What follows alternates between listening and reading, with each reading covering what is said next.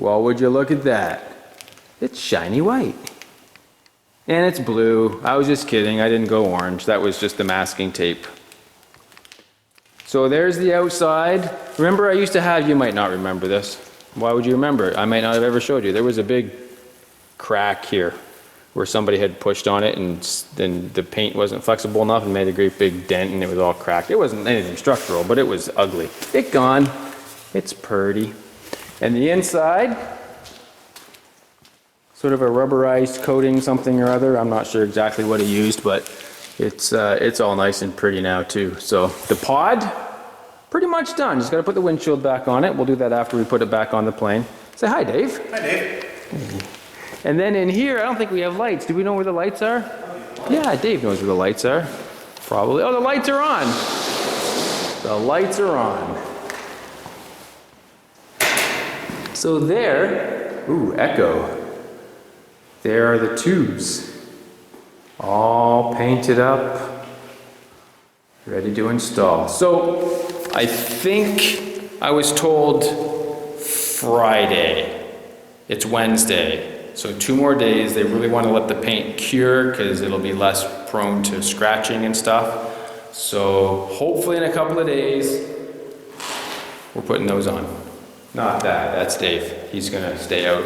He's not gonna go on the plane. Not right away anyway. He'll go in the plane, right? On the plane? You're gonna wing walk? Yep. Wing walking would be fun. So that is the minor update. The only other thing I did tonight with Dave's help was adjust the angle of attack on the horizontal stabilizer. So it's adjustable by adjusting, these are screwed in. You can adjust those, and this here can be shortened or lengthened by putting in shims or taking out shims. And that is the manufacturer's recommended way of shimming, of trimming the Beaver. I also have trim tabs because I was getting extremely nose down, so I put some trim tabs on there to give me some more nose up, and I readjusted this to give me more nose up, so that's now down, which gives me nose up. And then I also had the spring trim on the front to help too.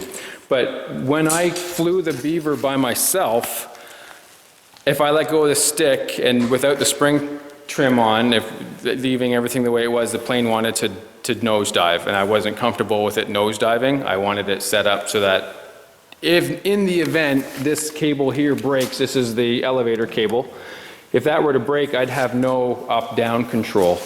And so I want the plane to want to climb if that breaks, because then I can descend by simply reducing the engine power, and it will want to go down because there's no power to keep it up. So I'll have to do a couple test flights to make sure that we've got it right, but I think it's a lot closer than what it was.